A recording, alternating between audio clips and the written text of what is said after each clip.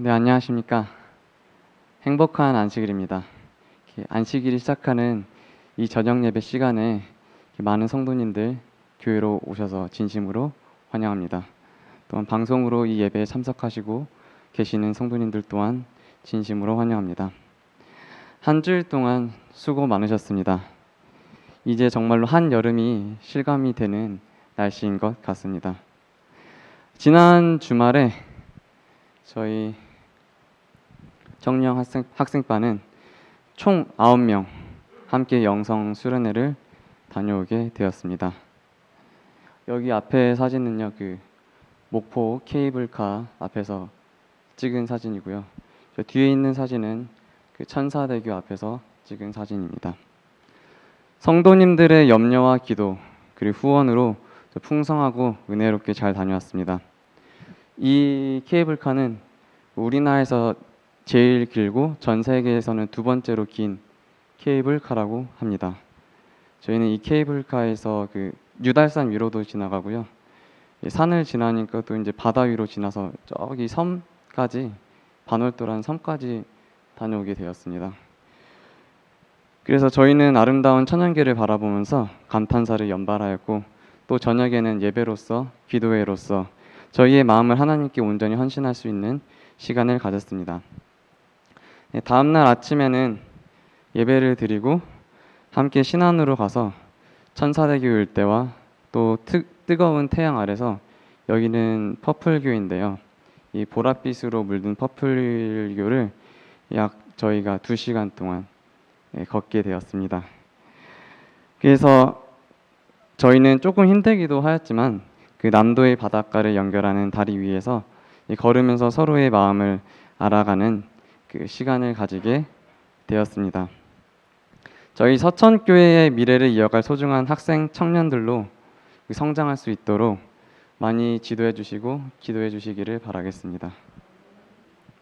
오늘 안식을 맞는 이 시간에 열왕기서에서 언급한 솔로몬 왕의 처음 신앙과 나중 신앙에 대하여 살펴보면서 저희가 교훈을 얻고자 합니다. 솔로몬 왕 하면 어떠한 생각이 떠오르십니까? 지혜의 왕, 또 하나님의 아름다운 성전을 건축 등등 정말 여러 가지가 있을 것이라 생각이 듭니다. 그렇다면 솔로몬 왕은 성공한 왕이었을까요? 아니면 실패한 왕이었을까요? 네, 성경 말씀을 깊이 생각해보고 설교가 마치는 시간에 한번 답을 내보도록 하겠습니다. 저는 지난 4월 달에 사울과 다윗 왕에 대해서 차이점과 공통점에 대해서 한번 비교를 하면서 은혜를 나눈 적이 있습니다. 우리는 사울 왕이 이스라엘의 초대 왕이었고 다윗은 2대의 왕이었음을 우리는 잘 알고 있습니다. 솔로몬 왕에 대하여 생각을 나누기 전에 먼저 이스라엘 왕국의 연대표를 한번 살펴보도록 하겠습니다. 이스라엘은 사울과 다윗과 솔로몬 약 120년 동안 통일 왕국 시대였습니다. 하지만 그 뒤로 여로보암과 북방 이스라엘로 나뉘었고요. 남방 유다는 어느 지파와 어느 지파였죠? 유다와 베냐민 지파로 나뉘어서 저희 나라처럼 남북으로 나뉘게 되었습니다. 그래서 이스라엘 왕들은 아수르에 의해서 먼저 멸망을 하였고요. 남유다는 조금 더 길게 역사를 이어가게 되었습니다. 남방 유다 왕들, 르호보암부터 시드기야까지 있죠. 북방 이스라엘 왕들, 여로보암부터 호세아까지 그렇게 있다가 아수르에 의하여 멸망을 당하게 됩니다. 근데 이 남유다는 조금 더 길게 왕국이 유지되기는 하였지만요. 하지만 이 왕국도 결국 바벨론에 의하여 예루살렘이 멸망되면서 모든 백성들이 포로로 끌려가게 되면서 이 남유다 왕국마저 이제 끝나게 되는 정말 나라 없는 비운의 민족으로 변하게 되지요. 북방 이스라엘의 대표적인 왕은 누구입니까? 네, 아합입니다. 아합을 비롯한 아주 악한 왕들이 통치했던 그 나라가 바로 북방 이스라엘이었습니다. 그 남방 유다는 어땠을까요? 이 앞에 있는 이 뒤에 있는 왕들과 다르게 여기는 착한 왕들도 좀 존재했습니다. 사울에 함께 말씀을 나누었던 여호사밧이라든지요, 아니면 히스기야라든지요, 아니면 요시아와 같은 선한 왕들도 등장을 했던 왕국이었습니다. 그러면 이 열왕기서를 통해서 이스라엘의 그 세 번째 왕, 그 솔로몬이 어떤 사람이었는지 함께 생각해 보도록 하겠습니다. 열왕기상은 22개, 22장으로 구성되어 있습니다. 그 중에 솔로몬 왕은 그 비중이 얼마나 차지할까요? 그 열왕기서에서 22장 중에서요. 1장부터 무려 11장까지 절반 정도 언급되어 있습니다. 그 솔로몬 왕은 열왕기상의 절반을 차지할 만큼 아주 중요한 인물이었음을 우리는 틀림없이 이 성경을 통해서 알 수 있습니다. 열왕기상 1장 1절에는 이렇게 시작을 합니다. 다윗 왕이 나이가 많아서 늙으니 이불을 덮어도 따뜻하지 아니한지라. 이 다윗 왕이 너무나 나이가 많이 들어서 이불을 덮어도 따뜻하지 않았다고 합니다. 그래서 저희는 열왕기왕 첫 번째 이 절을 보면서 나이가 많아 다윗 왕의 시대가 저물어가고 있음을 우리는 그 열왕기상 1장 1절을 통해서 알 수 있습니다.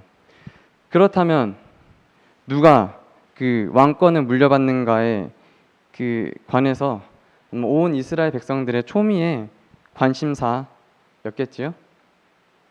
역대상 3장 1절 2절로 보면 정말 다윗도 자녀가 많은 사람이었습니다. 다윗이 헤브론에서 낳은 아들들은 이러하니 맏아들은 암몬이라. 이스라엘 여인 아히노함의 소생이요 둘째는 다니엘이라. 갈멜 여인 아비가일의 소생이요 셋째는 압살롬이라. 그 술왕 달메의 딸 마아가의 아들이요 넷째는 아도니아라. 아도니아는 핫깃의 아들이요. 참 자녀가 많습니다.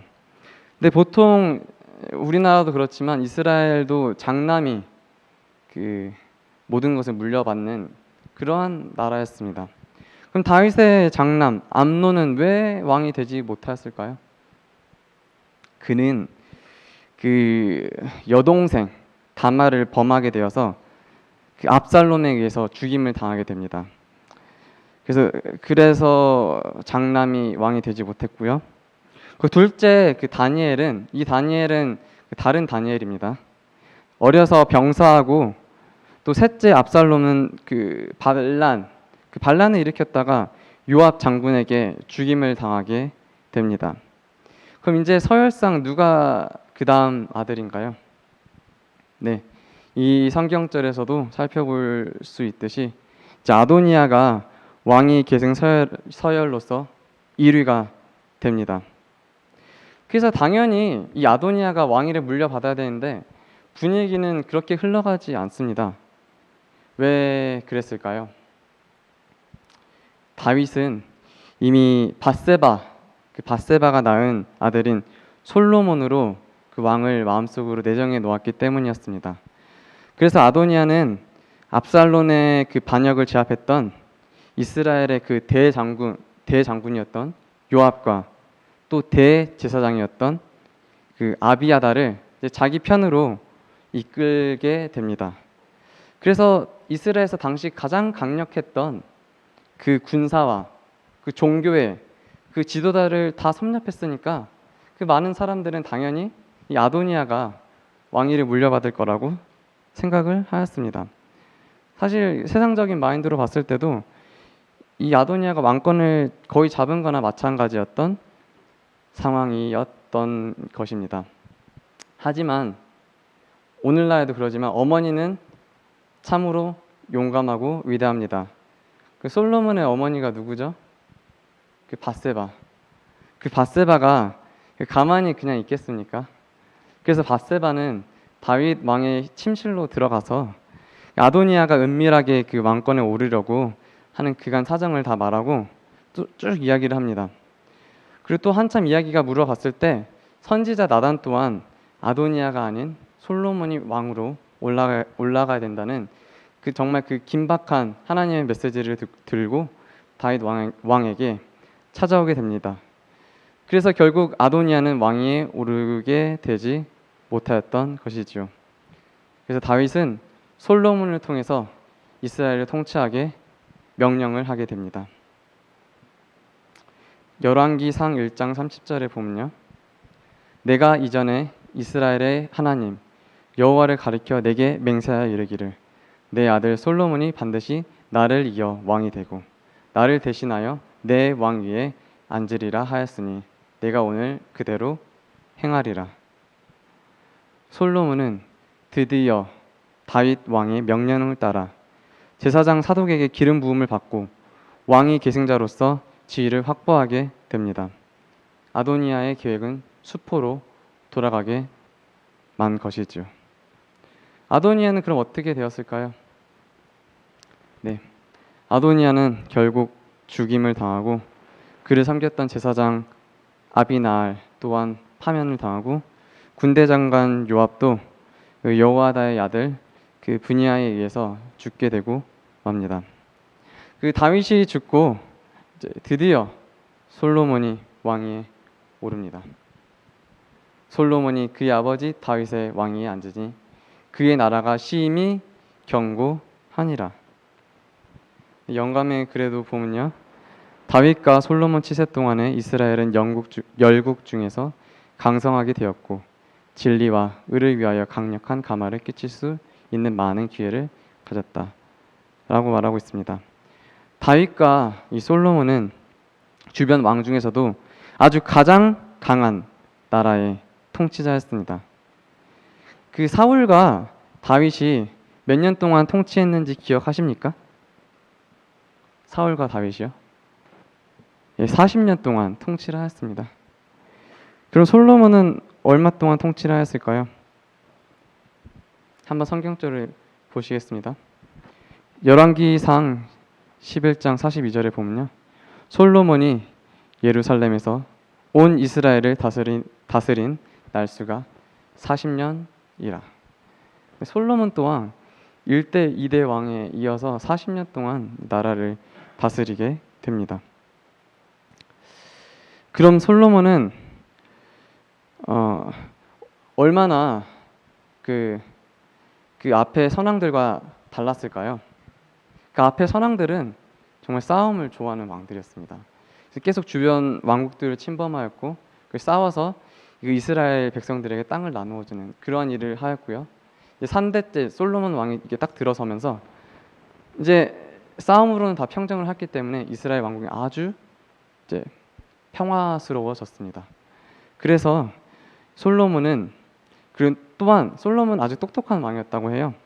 그래서 지혜가 얼마나 대단한지 열왕기상 4장 34절에 보면 이 그림도 보면 이렇게 알 수가 있죠. 사람들이 솔로몬의 지혜를 들으러 왔으니 이는 그의 지혜의 소문을 들은 천하의 모든 왕들이 보낸 차들이라. 그러면 솔로몬은 어떻게 해서 똑똑한 그 왕이 될 수 있었을까요? 그가 무슨 조기 유학을 다녀왔습니까? 아니면 개인 레슨을 초등학교 때부터 열심히 받았을까요? 어떻게 솔로몬 왕이 현명한 왕이 되었는지 성경절 좀 길지만 함께 읽어보도록 하겠습니다.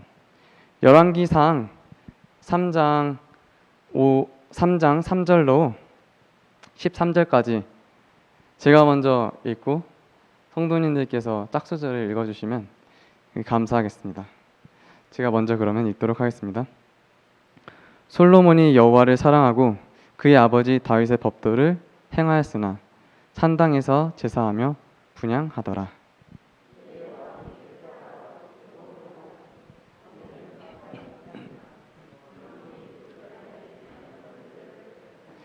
기브온에서 밤에 여호와께서 솔로몬의 꿈에 나타나는지라 하나님이 이르시되 내가 내게 무엇을 줄고 너는 구하라.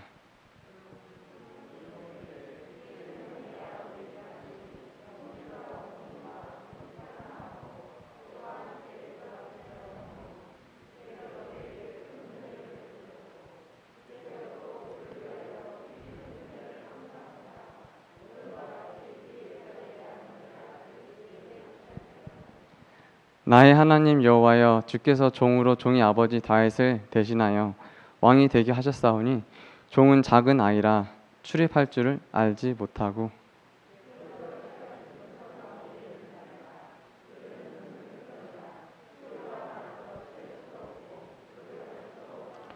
누가 주의 이 많은 백성을 재판할 수 있사오리이까? 듣는 마음을 종에게 주사 주의 백성을 재판하여 선악을 분별하게 하소서. 우선 9절까지 한번 살펴보고 나머지는 이따가 읽어보도록 하겠습니다. 이 산당에서 솔로몬은 제사를 드렸는데요. 저는 여기에서 조금 이상한 생각이 들었어요. 산당하면 어떠한 생각이 드나요? 우상 숭배하는 곳이라는 생각이 들지 않나요? 근데 왜 솔로몬이 산당에서 제사를 드렸을까? 라는 그런 의문점이 생겼습니다. 솔로몬이 왕이 올랐을 때 그때는 아직 성전이 건축되지 않았을 때였습니다. 다윗은 하나님을 위해 거룩한 성전을 건축하고 싶어 했지만 하나님께서 허락하지 않으셨으므로 그 다윗은 성전을 건축할 수 없었습니다. 그래서 아직 그때까지 성전이 없었던 시기였고요. 그래서 가끔은 산당에 내려가서 하나님께 제사들을 드리는 습관이 쭉 이어져 내려와 왔던 그 시대가 바로 이 시대였던 것이지요. 그래서 이 다윗의 법도를 행하던 그 솔로몬도 기브온 산당에서 일천 번제를 드렸다고 성경에는 나와 있습니다. 저희 교회 주석에서도 보면요, 이 표현을 솔로몬이 우상 숭배를 했었다고 이렇게 삼으면 안 된다라고 말하고 있습니다. 그는 여호와를 사랑하고 다윗의 규례대로 행하였던 왕이었습니다. 그러나 그때는 하나님이 알지 못하던 시대에는 허물지 아니하셨거니와 이제는 더 이상 묵인하지 않을 것이라는 사실을 인식하기 시작했다. 이게 무슨 말일까요? 우상 숭배의 그 개념보다는 다윗 때까지 관습적으로 무지에서 비롯되어 행해졌던 그런 관습이었다는 뜻으로 해석할 수 있겠습니다. 우리도 이미 믿음에 있어서 이미 알고 있는 하나님의 백성으로서 우리는 죄를 지으면 어떻게 되죠? 안 됩니다. 우리는 이미 알고 있기 때문입니다. 하지만 모르는 사람들은 하나님께서 끊임없이 교회로 초청하시고 용서해 주시는 것입니다. 이 당시에 솔로몬도 알지 못했기 때문에 산당에서 제사를 드린 거지요. 하지만 여기 보면 뭐라고요? 마지막에 이제 성전이 완공되었을 때는 더 이상 묵인하지 않을 것이라는 사실. 이제 한번 이제 성전이 완공되면은 하나님께서도 더 이상 이거를 묵인하시지는 않는다고 말씀하였습니다.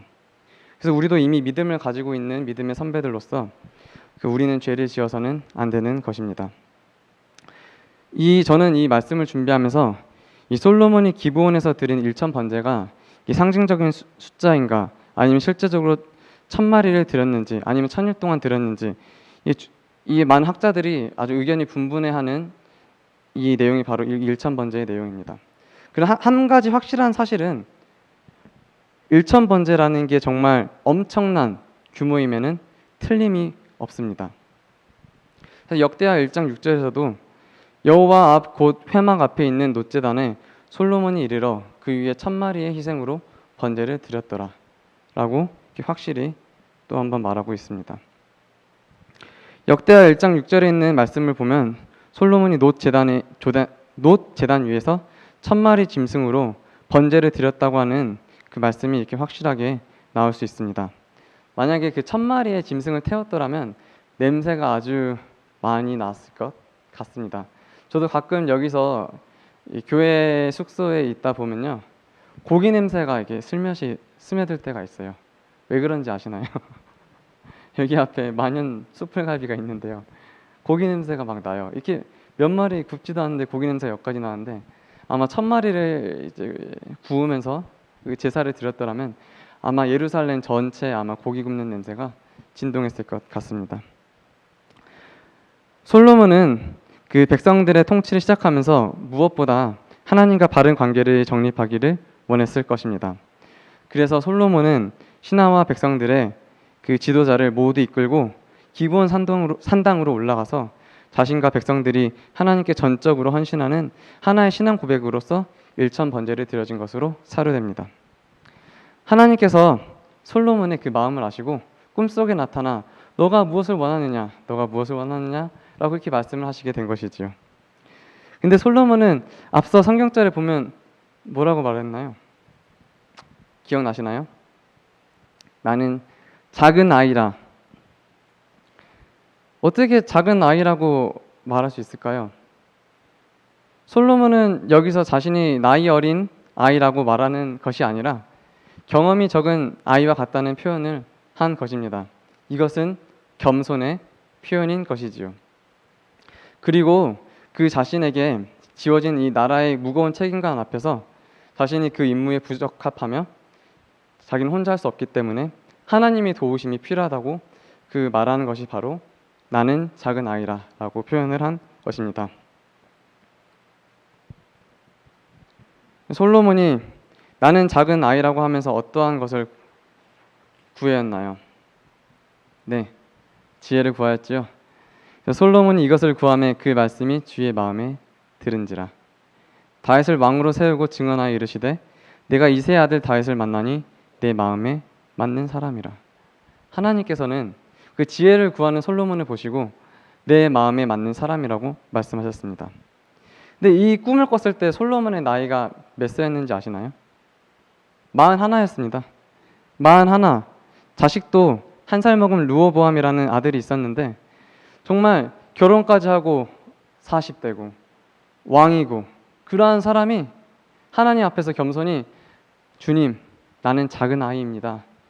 주님, 저에게 지혜를 허락하여 주셔서 이 나라를 제가 잘 통치할 수 있도록 도와주십시오 라고 이렇게 하나님께 겸손히 아뢰었던 것이지요. 예수님께서도 이 땅에 오셨을 때 뭐라고 말씀하셨나요? 마태복음 6장 33절에 너희는 먼저 그의 나라와 그의 의를 구하라. 그리하면 이 모든 것을 너희에게 더하시리라 라고 말씀하셨습니다. 하나님은 솔로몬이 정말 그 지혜를 구했을 때 너무나도 기뻐하셨습니다. 잠언 말씀에도 지혜가 제일이니 지혜를 얻으라. 무릇 너희 얻을 것을 가져 명철을 얻을지라. 또 시편에도 이런 말씀이 있죠. 여호와를 경외하는 것이 지혜의 근본이라. 라는 말씀이 성경 여러 곳에 있습니다. 우리는 솔로몬이 얼마나 똑똑한 사람인지 그 어린아이 그 하나를 두고 다투는 그 재판 사건을 통해서 우리는 그가 매우 현명한 왕임을 알 수 있습니다. 그리고 그 하나님께서는 솔로몬을 정말 좋게 생각하셨기 때문에 하나님께서 지혜만 주셨을까요? 아닙니다. 하나님께서는 자기를 낮춰서 작은 아이라고 말한 이 솔로몬 왕에게 지혜만 주신 게 아니라 더 부유하게 하셨고 부자가 되게 하셨고 참으로 이스라엘의 역사상 가장 강력하고 위대한 왕이 될 수 있도록 도와주셨습니다. 무엇보다도 지혜롭고 선한 왕이 되도록 하나님께서는 초창기에 많은 도움을 주셨던 것입니다. 그래서 오랫동안 다윗이 하지 못했던 그 성전 건축을 이 솔로몬을 통해서 하나님께서는 이루려고 하였습니다. 열왕기상 6장 1절에 보면요. 이스라엘 자손이 애굽 땅에서 나온 지 480년이요. 솔로몬이 이스라엘 왕이 된 지 4년 15월 곧 둘째 달에 솔로몬이 여호와를 위하여 성전 건축하기를 시작하였더라. 성전을 이렇게 건축하고 있죠. 이 성전을 건축할 때에는 돌이 그 뜨는 곳에서 다듬고 가져다가 건축을 하였으므로 건축하는 동안에는 성전에서 방망이 소리나 도끼 소리나 모든 철가는 소리, 연장 소리가 들리지 아니하였으므로 라고 말하고 있습니다. 솔로몬은 하나님의 성전을 건축하면서 되도록 소리가 나지 않게 조용히 진행하기 위해서 모든 돌을 채석장에서 갈아다가 그 공사장까지 가져와서 이렇게 끼워 맞추는 작업을 하였습니다. 최대한 조용히 하나님의 성전을 건축하려고 노력을 하였던 것이지요. 그래서 건축하기 전에는 철저하게 계획을 하고 많은 노력과 주의와 그 상당한 기술력을 필요로 하는 이 인상적인 준비는 틀림없이 그냥 이렇게 한 거였을까요? 아닙니다. 하나님을 높이고 하나님을 경외하기 위해서 이렇게 조심스럽고 소리 없이 아주 조용히 이 하나님의 성전을 건축하게 되었던 것이죠. 그래서 본래 의도했던 그 거룩한 목적에 맞도록 하나님의 성전을 건축하게 되었습니다. 그래서 솔로몬은 아버지 다윗이 준 모형을 따라서 하나님의 전의 모든 기구를 아름답게 만들도록 노력을 하였습니다. 물론 솔로몬이 만든 그 성전은 아주 아름다웠고 정말 그 주변에 있는 많은 나라 사람들이 정말 이 성전 보고 너무 아름답다고 소문도 나왔고 이렇게 보러 오기도 하였다고 합니다. 그래서 드디어 다윗 왕이 계획하고 그 아들 솔로몬이 건축한 성전이 드디어 완공되었습니다. 그리고 모리아산, 그 모리아산이 어딘지 아십니까? 믿음의 조상 아브라함이 자신의 아들 이삭을 그 독자 아들을 기꺼이 희생제물로 바치려고 했던 그 모리아산 꼭대기에다가 하나님의 거룩한 성전인 그 솔로몬 예배 성전을 짓게 되었습니다. 하나님께서 아브라함의 복 주시겠다고 언약을 세우셨던 그 장소가 바로 모리아산입니다. 그곳에 솔로몬은 아름다운 성전을 짓게 되었습니다. 그리고 이 성전을 다 지은 뒤에는요, 또 이제 아름다운 왕궁을 짓게 되었는데요. 이 왕궁은 무려 30년 동안 건축을 하게 되었습니다. 무려 30년이요. 솔로몬이 자기의 왕궁을 30년 동안 건축하여 그 전부를 준공하니라. 하나님의 성전은 7년이 걸렸지만 솔로몬의 왕궁은 무려 30년 동안 지었습니다. 굉장히 오랫동안 지었는데요. 그 성전은 단일 건축물이지만 왕궁은 여러 개의 건물이 많이 있기 때문에 이렇게 오래 걸렸다고 합니다. 어쨌거나 솔로몬 왕이 자신의 거할 왕궁보다 하나님의 그 거룩한 성전을 먼저 건축했던 그 마음은 진심이었던 것이죠. 솔로몬이 하나님을 높이고 지혜를 구하자 이스라엘은 정말 전에 없고 후에도 없었던 번영의 시기를 누리게 되었습니다. 솔로몬이 사는 동안에 유다와 이스라엘은 단에서부터 브엘세바에 이르기까지 각기 포도나무 아래와 무화과 나무 아래서 평안히 살았더라. 사람들이 솔로몬의 지혜를 들으러 왔으니 이는 그의 지혜의 소문을 들을 천하 모든 왕들이 보낸 자들이라. 그런데 이런 번영을 누리는 와중에 솔로몬은 그 교만이 점점 싹트게 되었습니다. 솔로몬은 이스라엘의 그 외침 없이 이렇게 태평 성대를 누리기 위해서는 주변 국가와 화친을 맺는 게 아주 중요하다고 생각을 하였습니다. 그래서 솔로몬은 애굽, 이집트의 여자와 그 결혼을 하게 되어서 그 바로의 딸과 결혼을 하게 되어서 이방인 여성을 자기의 와이프로 들이게 된 것이죠. 솔로몬이 애굽의 왕 바로와 더불어 혼인 관계를 맺어 그의 딸을 맞이하고, 보시죠.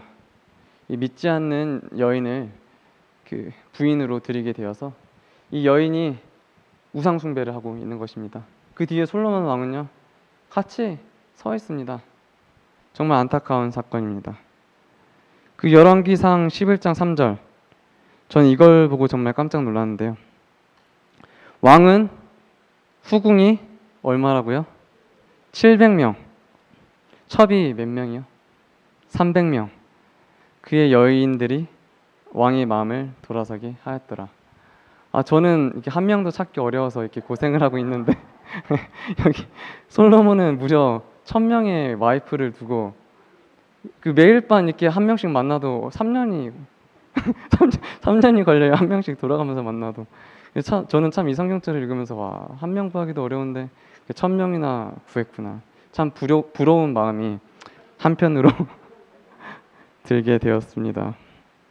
솔로몬은 1000명의 왕비들이 그 솔로몬의 그 마음을 하나님께로부터 완전히 아주 돌아서게 만들었다고 성경은 기록하고 있습니다. 이방 여인들이 하나님을 경외하는 솔로몬의 마음을 하나님으로부터 어떻게 했어요? 이렇게 우상 숭배로 아주 돌아서게 만들었던 것이지요. 참으로 안타깝습니다. 자신을 작은 아이라고 했던 솔로몬의 그 겸손한 마음이 차츰 교만해져서 자기의 생각대로 이스라엘을 다스릴 때 문제가 생기게 된 것입니다. 그 죄의 출발은 하나님의 말씀을 소홀히 듣고 그 말씀을 가볍게 여기게 될 때 그곳에서 시작되게 됩니다. 솔로몬의 실패는 이스라엘 왕국을 남북으로 분열하게 하는 그 빌미를 만들어주게 되었습니다. 자신의 아들 르호보암은 남북 왕조로 분열되게 한 그 빌미를 제공하게 한 그러한 안타까운 사건을 저지르게 만들게 되었던 것이지요. 한때 온갖 축복으로 누구와도 비교할 수 없을 정도로 지혜의 왕이었던 솔로몬이 실패하게 된 원인이 무엇인가 한번 생각해 보시기를 바랍니다. 과거 잠시 성경 이야기 말고요. 대영 제국 영국에서는요. 그 가누트랑이라는 그 왕이 있었다고 해요. 근데 그 신하들이 아마 왕한테 아부를 많이 했겠죠. 그래서 이렇게 말했다고 합니다. 왕이시여, 당신의 말을 거역할 자는 아무도 없습니다. 모든 사람들이 당신의 말을 순종할 것입니다. 라고 가누트 왕에게 이렇게 말했다고 해요. 근데 그 가누트 왕은 아주 신실했던 왕이었어요. 그래서 갑자기 그 앞에 호수가 있었는데 그날따라 이게 바람이 불고 비가 좀 왔었나 봐요. 그래서 이렇게 말했다고 합니다. 가누트 왕이 파도야 잠잠하라. 파도야 잠잠하라 이렇게 말했는데 잠잠해졌을까요? 아니요, 잠잠해지지 않았어요. 예수님은 물론 잠잠하라 고요하라 했을 때 그 바다가 잠잠해졌습니다. 하지만 이 영국 왕이 말했을 때는 잠잠해지지 않았어요. 그래서 딱 그 왕이 잠잠해지지 않으니까 딱 한마디를 신하에게 했다고 합니다.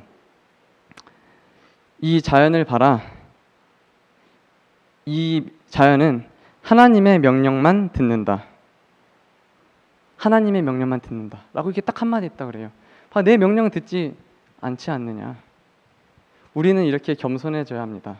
이 가누트 왕 또한 아주 겸손했던 왕이었으니까 신하들에게 이렇게 교훈을 줬던 것이지요. 혹시 우리 마음속에 이런 그런 마음속에 우상적인 마음을 가지고 있지는 않는지 모르겠어요. 오늘 우리 마음이 우상에게 향하게 하는 것이 있는지 한번 살펴보시기를 바랍니다. 하나님 앞에 작은 아이, 나는 작은 아이라 라고 꼭 말씀하셨으면 좋겠습니다. 하나님, 저는 작은 아이입니다. 그렇기 때문에 저는 할 수 있는 게 아무것도 없습니다. 그렇기 때문에 하나님께서 저를 도와주셔야 돼요. 오늘 이 시간 제 마음속에 들어오셔서 저에게 겸손한 마음을 허락하여 주시옵고 저에게 좋은 조언 내려 주시옵소서 라고 이렇게 기도하시는 저희 교우님들이 되셨으면 좋겠습니다. 그래서 저희 모두가 다 겸손한 사람으로 살아가는 성도님들이 되셨으면 좋겠습니다. 그래서 저희가 겸손할 때 하나님께서는 뭐라고요? 지혜를 달라고 이렇게 겸손하게 말할 때 지혜만 주시는 게 아니라 정말 부자가 되게 하시고 축복을 내려주시고 건강하게 하시고 우리에게 한없는 복을 허락해 주신다고 하나님께서는 분명히 우리에게 약속해 주셨습니다. 우리가 때로는 시련을 당할 수도 있습니다. 저 또한 정말 말 못할 아픔들이 많이 있었습니다. 그런 시련에도 불구하고 하나님께서는 우리에게 그 겸손할 때 한없는 축복을 내려주신다고 이 솔로몬의 이 사건을 통해서 우리 현대의 오늘날 우리에게 말씀해주고 계십니다. 우리 모두 겸손한 사람이 되기를 간절히 저는 바라면서 오늘의 말씀을 마치도록 하겠습니다.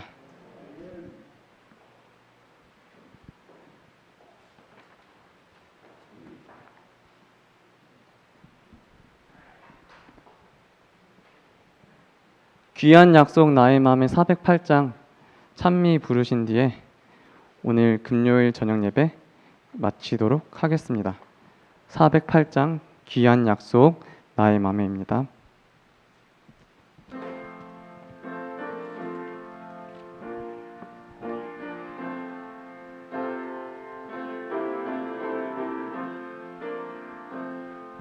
귀한 약속 나의 맘에 항상 흘러 넘치네.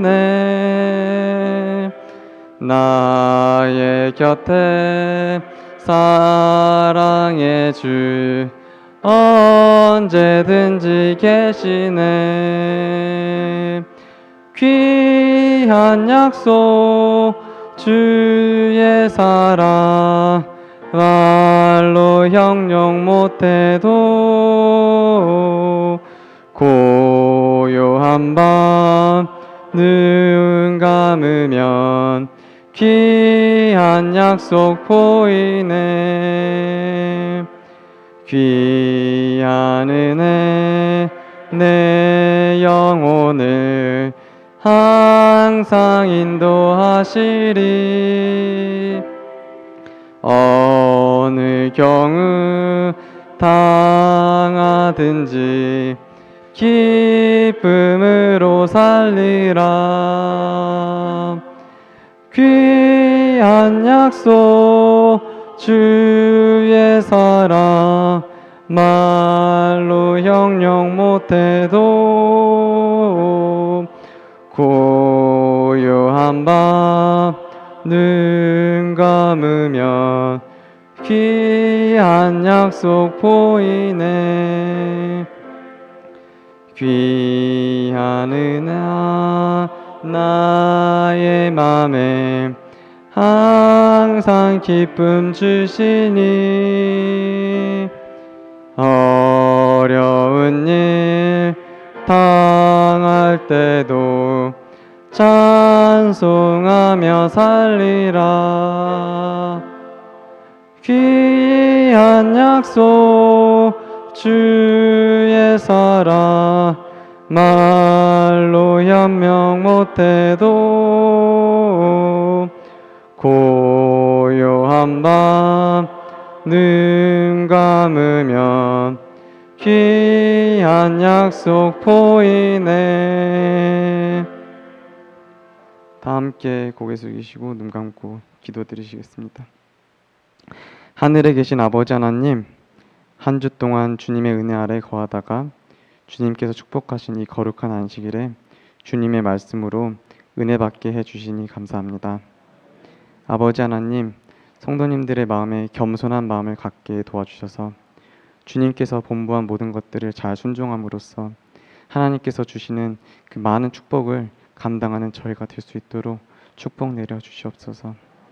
저의 생각대로 행동하지 않고 모든 것을 주님께 묻는 겸손한 저희 성도님들이 되게 인도하여 주시옵소서. 저희가 겸손히 나는 작은 아이라 라고 솔로몬처럼 당신께 고백할 수 있는 저희 서천교회 교우님들이 될 수 있도록 축복 내려 주시옵소서. 거룩하신 예수님 이름으로 기도합니다.